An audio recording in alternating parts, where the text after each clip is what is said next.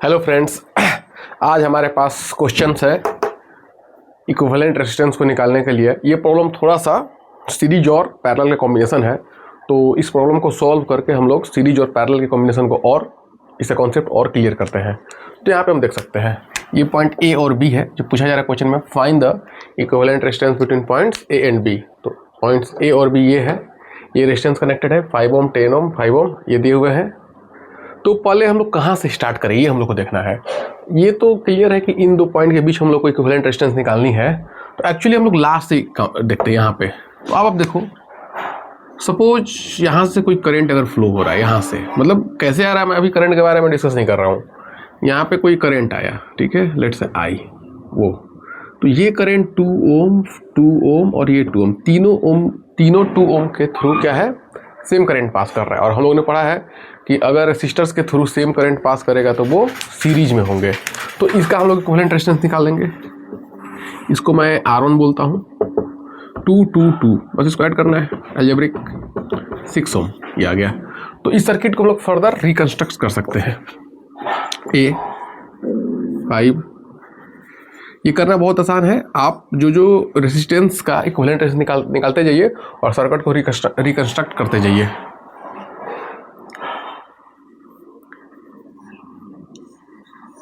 ये अब ये तीनों का इक्विवेलेंट कितना आया, 6 ओम, जिसको R1 में बोल रहा हूँ। तो यहाँ पे मैं लगा दूंगा क्योंकि ये तीनों इन दो पॉइंट लेट से P एंड Q के थ्रू क्या है 2 और तीनों का इक्विवेलेंट कितना 6 आया। तो यहाँ पे हम लोग इसको एक 6 ओम का और हाँ यहाँ पे लगा सकते हैं 6 ओम, और यहाँ भी कितना है 6 ओम और 3 ओम, इसके लिए 4 ओम, यहाँ पे 10 ओम। जो फिगर पहले है उसको हम लोगों ने बना दिया बस।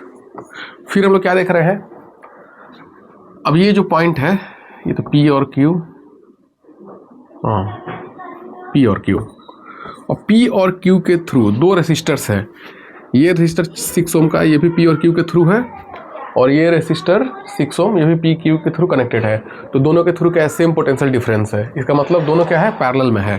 तो मैं R2 बोलता हूँ इसको, और ये क्या होगा 6 × 6। हम लोग जानते हैं पैरेलल में कोई भी दो रेसिस्टेंस है तो उसका इक्विवेलेंट क्या होता है, दोनों का प्रोडक्ट और डिवाइडेड बाय दोनों का सम।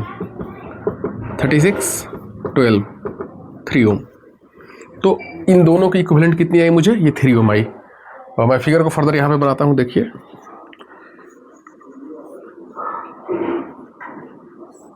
थोड़ा छोटा हो सकता है। ए बी 5 ओम, ये भी 5 ओम 10 ओम, और यहाँ पे 3 ओम, और ये आया P और Q के क्रॉस 3 ओम, तो यहाँ पे होगा 3 ओम, और ये पहले से कितना है 4 ओम। अब मैं इस पॉइंट को बोलता हूँ M एंड N। अब आप देखो 3 ओम और 4 ओम सेम, इसमें भी अगर कोई करंट जाएगा तो तीनों के थ्रू सेम करंट फ्लो होगा। तो यानी कि तीनों क्या है, सीरीज में है। तो इसको मैं R3 बोलता हूँ, ये R2 था R3, या आप कुछ भी बोल सकते हैं। 3 + 3 + 3 9 ओम। MN के थ्रू एक और रेजिस्टेंस कितना आ रहा है 9 ओम, और कितना है इधर से 10 ओम, सॉरी 3 यहाँ पे 4 है, तो यहाँ पे हम लोग 4 लिखेंगे, और ये कितना होगा 10 ओम। और फिगर को मैं फिर रिकंस्ट्रक्ट करता हूँ, आप इसको देख लीजिए, स्क्रीनशॉट ले लीजिए, क्योंकि व्हाइट बोर्ड पे और जगह बची नहीं है। इसको मैं इधर फर्दर रब करता हूँ।